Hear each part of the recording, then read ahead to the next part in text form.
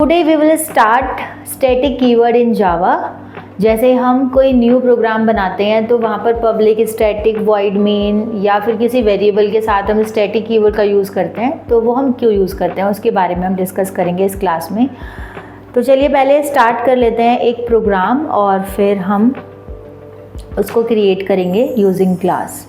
तो हमारे पास ऑलरेडी मेरी स्क्रीन पर कोर जावा प्रोजेक्ट के नाम से एक फ़ोल्डर ऑलरेडी क्रिएटेड है। यहाँ पर SRC में एक डिफ़ॉल्ट पैकेज बना हुआ है जहाँ पर hello.java की एक फ़ाइल ऑलरेडी बनी हुई है, लेकिन हमें यहाँ पर एक और फाइल क्रिएट करनी है। So right click on SRC and click on new and click on class. तो यहाँ पर हम एक क्लास को क्रिएट करेंगे, उस क्लास का नाम हम रख सकते हैं सेकंड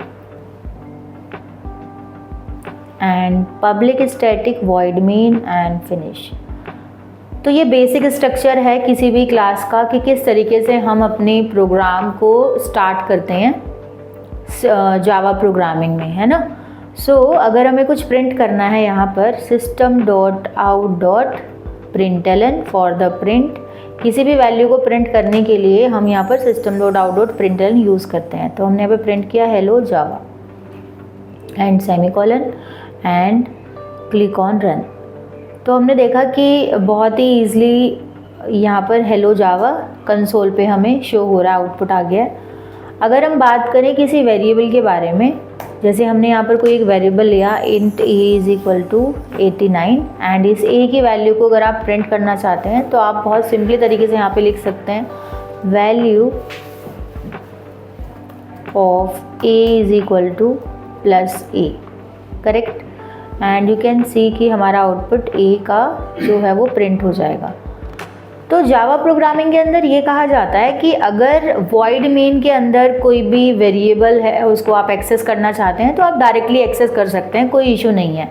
बट अगर कोई वेरिएबल किसी क्लास के अंदर है, फॉर एग्जांपल ये वेरिएबल यहाँ पर है, तो क्या हम इसको डायरेक्टली एक्सेस कर सकते हैं? तो अगर हम उसको डायरेक्टली एक्सेस करेंगे तो हमारे पास एक एरर आएगा नॉन स्टैटिक वेरिएबल जो आपने डिफाइन किया हुआ है। Then you can see can not make a static reference to non static field A at second.java file. So question is कि हम ये कहते हैं कि उप्स के कॉन्सेप्ट में अगर हमारे पास या जब भी किसी भी क्लास के अंदर कोई वेरिएबल या फंक्शन डिफाइन करते हैं तो उसको एक्सेस करने के लिए, उसको कॉल कराने के लिए हमें एक ऑब्जेक्ट क्रिएट करना पड़ता है, करेक्ट। सो हियर यहाँ पर भी तो ये कंटेंट एक क्लास के अंदर है। देन अगर आप इस a वेरिएबल के डेटा की वैल्यू को एक्सेस करना चाहते हैं then you have to create an object of this class. Then कैसे ऑब्जेक्ट क्रिएट करेंगे?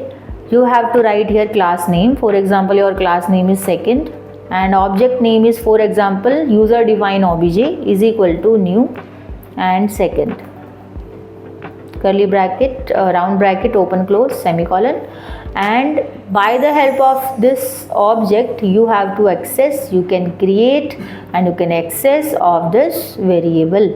So in the system.out.println you can write here obj.a and click on run and you can see कि by the help of object you can access अगर हमारे पास कोई non static variable होता है।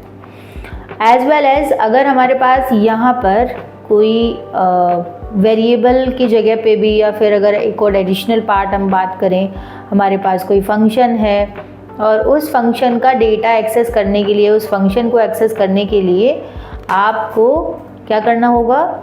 Object की help से call कराना होगा। तो वो भी हम इसमें रन करके देख लेते हैं। तो हमने लिखा यहाँ पे system.out.println एंड यहाँ पर हम लिख सकते हैं I am function inside the class and semicolon and in this class, in this object, after that system.out.println obj.a you can write here obj.hello, यानी कि आपने फंक्शन को भी कॉल कराया है।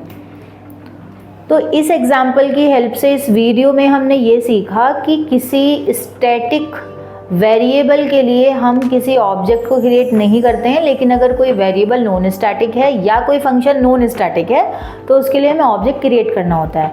और एज वेल एज अगर ये स्टैटिक होता, अगर हमारा फंक्शन स्टैटिक होता और हमारे पास जो वेरिएबल है वो भी स्टैटिक होता तो हमें इस ऑब्जेक्ट की रिक्वायरमेंट नहीं होती।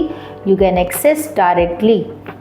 आप सिंपल ए को प्रिंट करा सकते थे और आप हेलो को विदाउट ऑब्जेक्ट के कॉल करा सकते थे, तो भी आपका आउटपुट सेम आता।